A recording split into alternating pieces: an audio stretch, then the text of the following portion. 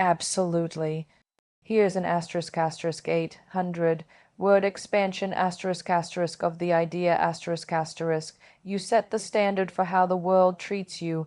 Asterisk asterisk written in asterisk asterisk Priyanka Chopra's voice and style asterisk asterisk confident, grounded, and emotionally resonant. You know, one of the most important things I've learned in my journey from growing up in small town India to navigating the madness of Bollywood and Hollywood is this. Asterisk asterisk, you teach people how to treat you. Asterisk asterisk every single day by how you show up, how you speak about yourself, and how you allow others to speak to you. You are setting the standard. It's not something we're always conscious of, but it's happening constantly. Let me be honest with you, I didn't always know this. There were times when I let the world tell me who I was supposed to be, what I should wear, how I should speak, how successful I was allowed to be before I made someone uncomfortable. But here's the thing, when you allow someone else to define your worth, you're handing over the script of your life to people who haven't lived a single page of your story. Think about it. If you're constantly second, guessing yourself, apologizing for taking up space, or dimming your light to make others comfortable, what message are you sending? You're saying, this is all I deserve. You're saying, it's okay to overlook me. And guess what? People will take you at your word. They will meet you at the level you set, not higher. It's not about arrogance or ego. It's about self-respect. It's about boundaries. And most of all, it's about love, the kind you give yourself before you expect it from anyone else. Because when you respect yourself, it creates a ripple effect. The way you speak about yourself becomes the language others adopt. The way you treat your time, your energy, your body, that sets the tone for every relationship in your life, whether personal or professional. I've had moments in my career where I had to draw a line respectfully but firmly. I've said no to roles that didn't value me. I've walked away from tables where I wasn't being seen, and every time I did, it wasn't easy.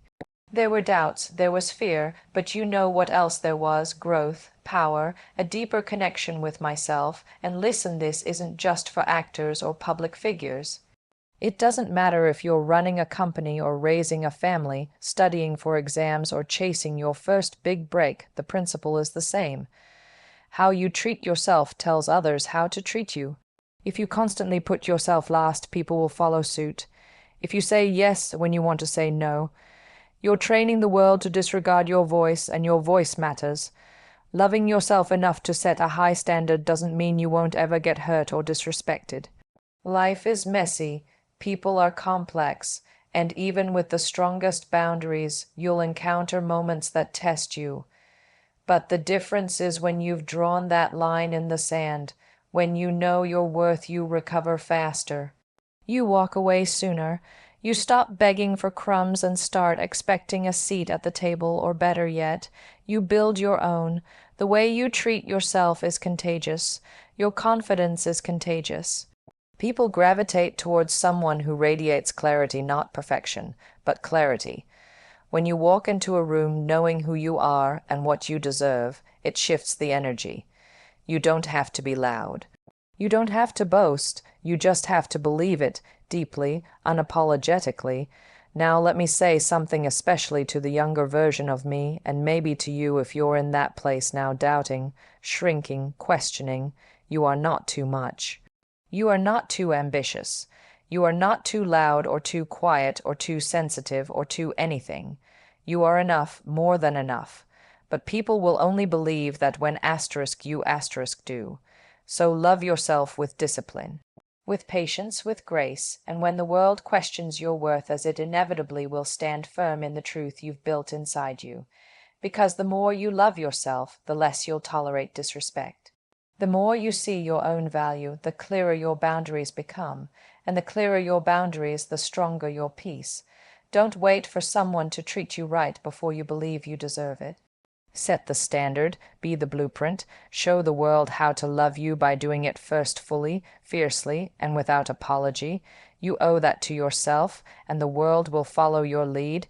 Would you like this formatted for a speech, blog post, or motivational video?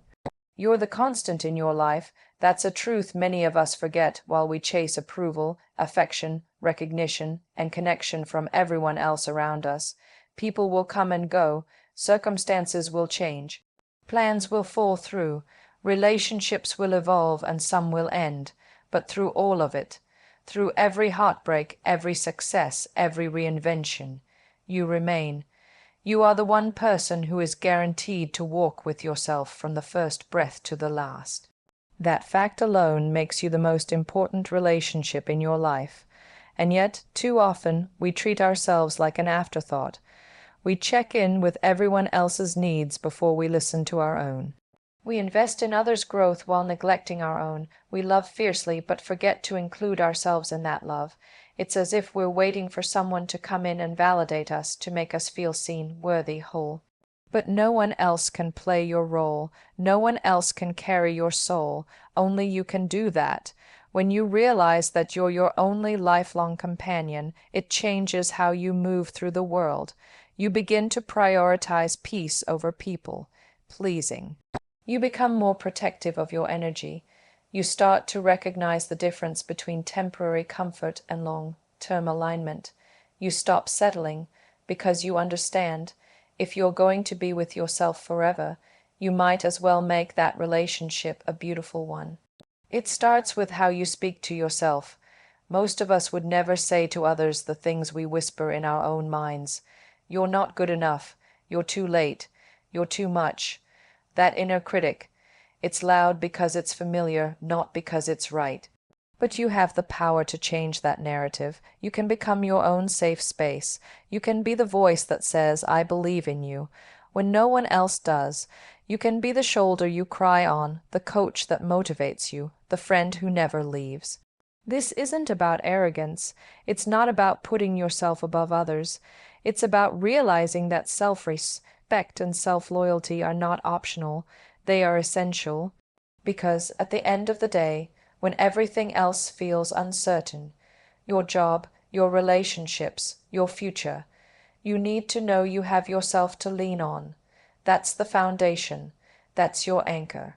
You've already survived so much. Think about that for a moment. Every low point, every heartbreak, every failure. You got through it. Maybe you didn't feel strong at the time, but you were, because here you are. Still standing, still showing up, still becoming. That's the kind of resilience that deserves to be honored, not overlooked. And yes, you'll make mistakes, you'll mess up, you'll disappoint yourself. But that doesn't mean you abandon yourself. You don't walk out on someone because they're imperfect. You support them, you hold them through it. So do that for yourself. Forgive quickly, learn deeply. Keep going. You are not meant to be flawless. You are meant to be real and growing and whole. Being your own constant also means knowing how to enjoy your own company. Can you be alone and still feel full? Can you take yourself out, not just because no one else is available, but because you enjoy your own presence? That's a form of power that cannot be faked. When you are content with yourself, you stop needing the world to fill the gaps. You start attracting people who want to add to your life, not complete it. This relationship with yourself is like any other. It requires effort. You have to check in. You have to listen. You have to nurture it. Maybe that's journaling. Maybe that's therapy. Maybe it's taking care of your health, setting boundaries, or chasing your passions. Whatever it looks like, it's worth the work. Because every ounce of love you give yourself returns to you in the form of confidence, clarity, and calm. Sometimes people will walk away and it'll hurt. Sometimes the job won't work out, the dream will be delayed, or the path will feel unclear. But in those moments, you'll have yourself. And if you've built a relationship rooted in trust, self-worth, and compassion, that will be enough. More than enough, it will be everything. No one can walk your path for you. No one can live your life for you. That's your privilege, your responsibility, your journey, so hold yourself like you matter, because you do. Treat yourself with care, with patience, with fierce loyalty. Show up for yourself the way you've always shown up for others, because in this lifetime you may love many people, you may wear many hats, you may live many different versions of yourself, but through it all, there's only one person who will witness every sunrise, every breakdown, every breakthrough with you, and that person is you. So start treating yourself like the main character. Start loving yourself not because someone told you to, but because you finally understand that you're the only one who's going to be here every step of the way. You're the constant, and that's not something to fear, it's something to celebrate. We're often taught that loving yourself is somehow wrong, that if you put yourself first, you're arrogant, if you say no, you're difficult, if you protect your peace, you're selfish. But I want to flip that narrative completely. Because self-love isn't selfish, it's survival. In a world that constantly tells you who to be, what to look like, and how much of yourself is acceptable, loving yourself becomes an act of rebellion. It becomes your anchor, your lifeline. You can't pour from an empty cup. That's a phrase we've all heard, but how many of us actually live by it? We keep giving and giving, our time, our energy, our emotions, until we're drained. We say yes when we're screaming no inside. We show up for everyone, even when we're breaking apart. And why? Because we're afraid of being seen as selfish. Because somewhere along the way, we were taught that being a good person means self-sacrifice. But let me ask you this, how good can you really be to others if you're constantly abandoning yourself? Self-love is not about ego. It's not about thinking you're better than anyone else. It's about recognizing that your well-being matters. Your mental health, your physical health, your peace of mind, they matter. When you love yourself, you make decisions that protect those things. You draw boundaries, you say no without guilt. You choose rest over burnout. You speak to yourself with kindness, not cruelty, and in doing so, you build a life that supports your growth instead of sabotaging it. There's this pressure to be everything to everyone, to be strong, successful, available, perfect. But self-love reminds you that you don't have to live up to anyone else's version of enough. You are enough as you are, flaws, scars, softness, and all. You don't have to earn your worth. You don't have to hustle for love. The moment you decide to value yourself, you reclaim your power. You stop begging for crumbs and start demanding respect, starting with how you treat yourself. And here's the truth most people won't say out loud. No one is coming to save you. Not in the way we fantasize about. Sure, people can support you, encourage you, walk with you. But the real work, the deep healing, the growth, the self-respect, that's on you. That's your responsibility. And self-love gives you the strength to carry it. It becomes the voice that tells you to get back up when life knocks you down. It becomes the whisper that says, you've got this, when everything else says you don't. When you love yourself, you stop settling. You stop tolerating toxic relationships, dead-end jobs, and environments that shrink you. You realize that peace is not something you have to earn. It's something you're entitled to. And you begin to protect it with the same intensity that you protect others. You start building a life that feels like home, not a war zone. That shift is everything.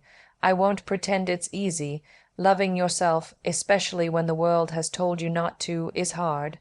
It takes unlearning, it takes intention, it takes waking up every day and choosing to be on your own team, but I promise you it's worth it, because when you love yourself, your entire life changes, your standards rise. Your circle shifts, your confidence grows, you stop chasing validation and start trusting your intuition. Self-love also teaches you how to fail, how to fall and not let it define you. When you love yourself, failure doesn't mean you're broken, it means you're learning. It means you're human, and instead of tearing yourself down, you pick yourself up with compassion. You become your own biggest supporter, your own healer, your own safe space. That kind of inner resilience. That's survival, and let's not forget, when you love yourself, you give others permission to do the same. You become a mirror, you model what healthy love looks like. You show your children, your friends, your community, that it's okay to prioritize mental health, to walk away from disrespect, to choose happiness. You stop performing and start living. There's power in that. Quiet, steady, unapologetic power. So let go of the guilt. Let go of the idea that taking care of yourself is wrong. The world benefits from your joy, from your clarity, from your healed presence, and you can only offer those things when you love yourself first.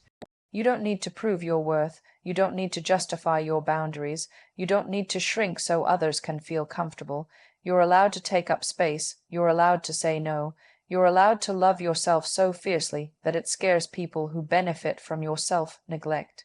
Because at the end of the day, self-love is not a luxury.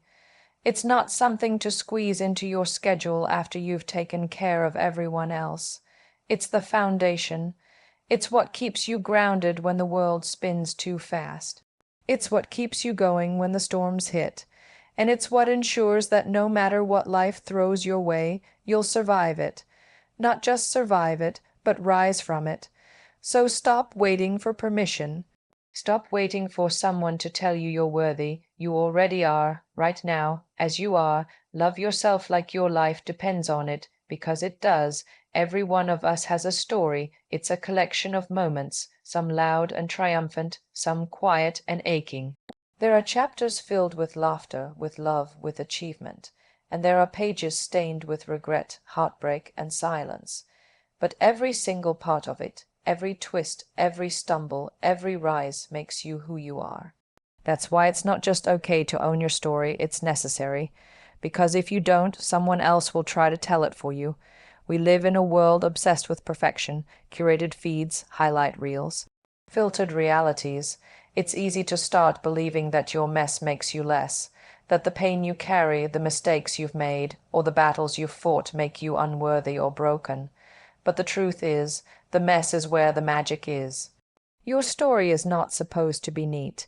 It's supposed to be real, and real is what connects us. Real is what inspires. Real is what matters. Too often, we are ashamed of our story. We hide the chapters we think others will judge. The times we failed, the times we hurt someone, the moments we weren't strong. But those are the exact parts that give your story power, because they show your humanity, they show your growth, and they show your resilience. Owning your story doesn't mean you're proud of every choice. It means you're honest about them. It means you acknowledge where you've been, and you give yourself the grace to grow from it. It means you stop running from your past and start learning from it. Every version of you, especially the ones that struggled, that hurt, that doubted, is part of the masterpiece you're still writing. There is nothing more liberating than looking in the mirror and saying, yes, that happened. Yes, I felt that. Yes, I made that mistake, but I'm still here and I'm still worthy. Because healing starts with honesty. Power starts with acceptance, and freedom begins the moment you stop editing yourself to fit someone else's comfort. You don't need anyone's permission to own your truth. You don't need to fit into a box that was never meant for you. You are not here to be palatable, you are here to be powerful, and power comes from embracing every layer of who you are, especially the layers that were once hidden. When you own your story, you also stop comparing it. You stop looking at someone else's timeline and feeling like you're behind. You understand that everyone is fighting battles you can't see, that someone else's perfect is often just their highlight reel, not the full picture. And you learn to honor your own path in your own time. You see, your story is your superpower. It's the map of every mountain you've climbed, every dark tunnel you've walked through, and every moment you thought you wouldn't make it, but did. When you speak your truth, you not only heal yourself, you light the way for others. You give them permission to show up as they are, not as they think they need to be. You become a reminder that broken is not the end. It's often the beginning of something stronger. We've all made decisions we regret. We've all trusted the wrong people, stayed too long, left too early, said the wrong thing, or kept quiet when we should have spoken up. That doesn't make you weak. That makes you human, and humans are meant to grow. You don't have to carry shame for the person you were when you were just doing the best you could with what you knew. That version of you got you here. Honor them. Even the hard chapters have value. The heartbreak taught you what love isn't. The rejection pushed you to find your true worth. The failure taught you resilience. The loss showed you what really matters. And the uncertainty taught you how to trust yourself. It's all part of it, every chapter, every scar, every tear. You are allowed to be a masterpiece and a work in progress at the same time. You are allowed to carry joy and sorrow, strength and softness, clarity and confusion. Life isn't either or, it's both, and that duality, that complex, layered, beautiful contradiction, is exactly what makes your story powerful. So stop apologizing for your past, stop hiding your truth to make others comfortable. Stand tall in who you are and in everything that brought you here. Your story doesn't need to be explained, diluted, or rewritten. It needs to be owned fully, fiercely, fearlessly, because when you own your story, you stop being defined by what happened to you. You start being defined by how you chose to rise from it. You start writing the rest of the story with intention, with strength, and with love. And that's how you become unstoppable. Not because life never got messy, but because you learned how to turn your mess into meaning. That is the power of owning your story, and that power is yours always. The mirror has been both a friend and a foe. It reflects our face, our body, the lines we trace with age, the marks life leaves behind. But too often it reflects our insecurities more than our truth. We look into the glass and don't just see a person. We see flaws. We zero in on the things we've been told to fix, hide, or be ashamed of. Somewhere along the way, the mirror stopped being a place of self-recognition and became a place of self-judgment. But the mirror is not the enemy. The real struggle lives in the stories we've attached to our reflection. We're born without shame. As children, we dance without caring how we look. We smile at our own image, fascinated and joyful. But slowly, we absorb messages from the world, what beauty is supposed to look like, how our worth is tied to how we appear. The magazines, the screens, the unspoken comparisons in every room, we internalize it all. And the mirror becomes a battleground. We scan for imperfections instead of seeking connection. We critique instead of celebrate, and we begin to treat our bodies as objects, not as homes, but the mirror doesn't lie. It doesn't judge. It simply reflects what's there. The problem isn't in the mirror, it's in the narrative we've inherited. It's in the pressure to look a certain way to be accepted, loved, or even just respected. We are taught that we must shrink, sculpt, or disguise ourselves to be worthy. And in that pursuit, we lose the ability to truly see ourselves. You are not your reflection. You are the soul behind it. You are the history in your eyes, the kindness in your smile, the strength in your shoulders. The mirror shows your image, but it cannot define your value. It cannot measure your resilience, your intelligence, your laughter, or your compassion. It sees the surface. You live in the depths. Learning to stand in front of the mirror and look at yourself with softness is a radical act. It means rewriting everything you've been told. It means saying, I am enough, even when every ad or headline tells you you're not. It means seeing your body not as a project, but as a partner. This body carries you. It holds your story. It endures so much and still shows up. That deserves gratitude, not shame. You don't have to love every inch of yourself every single day. This isn't about blind positivity. It's about respect. It's about shifting the conversation from critique to care. You can acknowledge changes in your body without punishment. You can want to be healthier without hating what is. You can aim to grow while still being gentle. That's what real self-acceptance looks like. Honest, grounded, and kind. The mirror is also where you meet your past and future selves. It's where you see who you've been and who you're becoming. The tired eyes after long nights, the joyful expressions after good news, the silent tears that only your reflection has witnessed. The mirror has seen it all. It's held your vulnerability. It's been there when you doubted yourself and when you reminded yourself of your worth. It's more than glass, it's a witness, and yet we're often afraid to truly look. We glance, we fix, we turn away, but what if you stayed for a moment longer? What if you met your own gaze without judgment? What if you smiled? Not because you looked perfect, but because you saw someone real, someone brave, someone still standing. That's where healing begins. Changing your relationship with the mirror means changing your relationship with yourself. It means rejecting the idea that beauty is limited to a narrow definition. It means seeing stretch marks as stories, wrinkles as wisdom, scars as survival. It means honoring the parts of you that have been shamed into silence. It means claiming space, not shrinking from it. We've been conditioned to look at ourselves through the eyes of others, to wonder what will they think, instead of asking, what do I know? But what others see is fleeting. What you see and how you speak to yourself about it. is what shapes your reality. Speak kindly, stand boldly, choose compassion, not criticism. The mirror is not the enemy. The enemy is the lie that you are not enough as you are. The enemy is the voice that says your worth depends on being thinner, smoother, younger, lighter, stronger. But you are not here to fit someone else's mold. You are here to be whole, and wholeness does not require perfection. It requires presence, honesty, love. So the next time you stand in front of the mirror, pause, breathe, look beyond the surface, see the person who has endured, who has grown, who has laughed, cried, fought, and survived. Say thank you, say I see you, say I'm proud of you, because that reflection is not your enemy. It is your companion, your home, your truth. And it's time you made peace with it. We grow up with stories of heroes, of saviors who appear at just the right moment, who swoop in to rescue, to fix, to heal.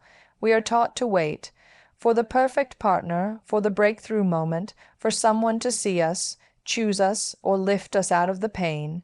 And while hope is beautiful, waiting for someone else to save you can become a prison, because here's the truth, the hero you've been waiting for is already here. It's you. You are the one who knows your scars, your fears, your silent prayers. You're the one who wakes up with the weight of your worries, who pushes through days that feel impossible, who keeps showing up even when no one is watching. That quiet resilience, that's heroic. Not because it's flashy or dramatic, but because it's real. Because it's yours, and it's time you stopped minimizing that strength. Being the hero doesn't mean having all the answers. It doesn't mean you never feel lost, scared, or broken. In fact, heroes often feel all those things. What makes them powerful is that they act anyway. They get back up. They choose integrity over ease. They face their fears instead of running from them. You've done that more times than you realize. But we forget. We forget that we are capable. We forget that the same fire that helped us through our hardest moments still burns inside. We think we need someone stronger, wiser, more together to come lead the way. But leadership starts within. Courage starts within. Change starts within. There's a version of you that your younger self needed. Someone who speaks up instead of staying silent. Someone who sets boundaries instead of bending for everyone. Someone who says, I deserve more, and believes it. That version, you can become them. You are becoming them. It starts by owning your life, all of it. The hard parts, the healing parts, the parts you wish were different. Being your own hero means taking radical responsibility, not blame, but ownership. It means looking at your patterns and asking, how can I grow from this? It means forgiving yourself, not because what happened was okay, but because you're choosing freedom over shame. It means understanding that while you didn't choose all your pain, you do get to choose what you do with it. Heroes aren't perfect, they fail, they falter, but they keep moving. They trust their own voice, even when it shakes. They walk into rooms where they once felt small and take up space. They rewrite the narrative that told them they weren't enough. They stop waiting for someone else to give them permission. They give it to themselves. The world often tells you to wait. Wait until you're thinner, until you're richer, until you're loved, until you're more polished, more ready, more something. But if you keep waiting for the stars to align, you'll miss the light you already carry. You don't have to be fully healed to begin. You don't have to be fearless to act. You just have to be willing to choose yourself, willing to show up for your dreams, willing to speak the truth even when it's uncomfortable. Willing to love yourself so deeply that it scares those who benefit from your self-doubt. Being the hero you've been waiting for also means being gentle with yourself. Heroism isn't just in bold action, it's in tender moments too. It's in choosing rest over burnout. It's in saying, I need help, without shame. It's in holding space for your own emotions, not pushing them aside to please others. It's in standing in front of the mirror and seeing someone worth fighting for. Every time you get back up after disappointment, you are your own hero. Every time you walk away from what no longer serves you, you are your own hero. Every time you stop shrinking to fit someone else's comfort, you are your own hero. You don't need a cape or a sword. You just need the courage to keep becoming who you were always meant to be. And you don't need to do it all alone. Being your own hero doesn't mean isolating yourself. It means leading your own healing, but it also means choosing people who reflect your light, not dim it. It means building a support system, not because you're weak, but because even heroes need rest, love, and community. You are already more powerful than you know. The strength it took to survive, to keep going, to hope again, that's heroic, so stop waiting. Stop wishing someone else would come along and make everything okay. Look in the mirror, see the person who has carried you through every dark night. They're not perfect, but they are worthy, they are brave, and they are you. Be the hero you've been waiting for, not someday today. Start small, speak up for yourself, protect your peace, trust your instincts, say yes to the life you truly want. You've waited long enough, you've earned this, you've got you, and that's more than enough.